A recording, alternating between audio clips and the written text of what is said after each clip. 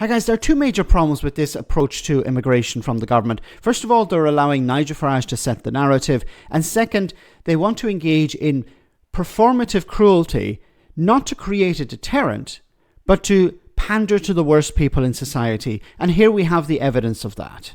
Claims gone up 18% in the last calendar year, so under Labour. What's the plan with these aims? What's the aim?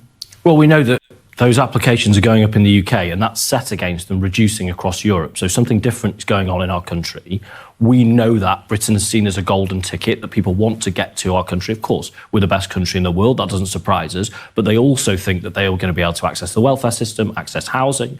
So what we're going to be doing this afternoon, the Home Secretary is going to be setting out the biggest changes to the asylum system in modern times that are going to reduce those reasons for people to come here illegally. They're going to make it easier for us to remove people who have no legitimate right to be here, including foreign criminals, and are going to allow us to establish safe and legal routes so that people don't have to come across Europe, don't have to come across the Channel. And this is going to be a really significant package designed at changing that exact challenge that you talk about. I was reading the Sun this morning. They say that valuables like jewellery, watches, cars will be taken and sold to pay towards accommodation costs. Is that true? Are you taking jewellery from people arriving? I wouldn't read too far ahead of what the Home Secretary is going to say. She's going to be making that announcement later in terms of how the policy will operate. This is in the Sun this morning. It's obviously been briefed, right? But let me say the principle here.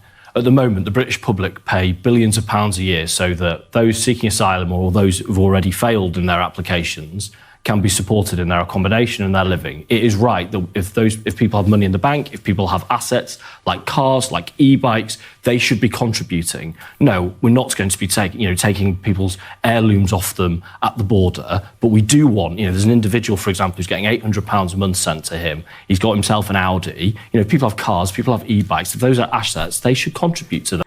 Okay, but you don't want them to work. You're saying to asylum seekers, we want you to contribute. So we're going to take money from you, we're going to take assets from you, we're going to take whatever property you have. Now he said here, no, we're not going to go after people's heirlooms. But then he said, well, here's a guy who's receiving £800 a month and he has an Audi. Well, I don't know what sort of Audi you can buy on £800 a month. Probably like one from the early 2000s maybe. This is insane. Like, on the one hand, you don't want asylum seekers to work. You're not creating a mechanism for them to work in order to contribute. And at the same time, you're complaining that they're not contributing. Now, let's take a step back.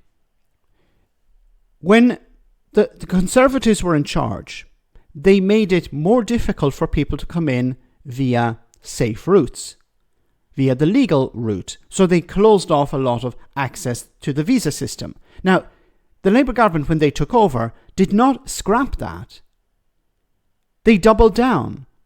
And what is it doing? What it's doing is it's forcing more and more people to cross the Channel in small boats, not to claim asylum, but to use the asylum system in order to get into a regular work system. So people would normally apply for a visa, come across with the visa, and then start working or studying or whatever. But because that has become more restrictive, and people want to come into the country, then what they're doing is they're finding an alternative. Excuse me. And the alternative, of course, is the small boats. If you create... Now, he mentioned here safe routes.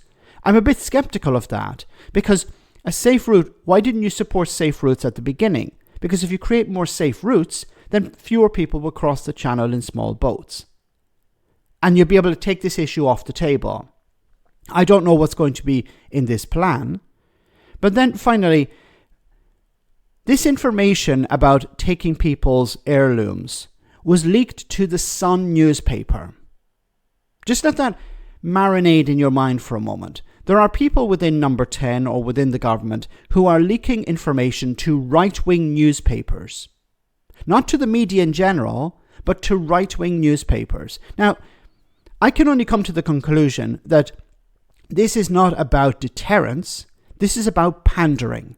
Pandering to the worst people in society, the types of people who are regular readers of the Sun newspaper.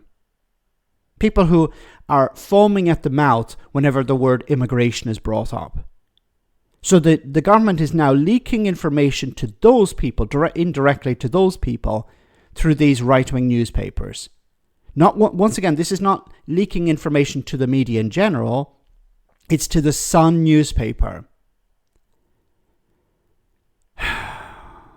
They're talking about deterrence, but instead they're leaking information about taking people's watches, taking people's heirlooms, taking people's cars, taking people's e-bikes, all of these things. Once again, the reason they're saying we need to take these things away is because these people are not contributing. But at the same time, we're not going to allow these people to work in order to contribute. It's just performative cruelty in order to pander to the worst people in society. Is it going to work? Of course not. It's not going to create a deterrent because people are not deterred by these measures. Is it going to convince people who are maybe considering voting for Nigel Farage? No, it's not. Because Farage will offer something more extreme. Let me know in the comment section, guys, what you think, and I'll see you in the next video.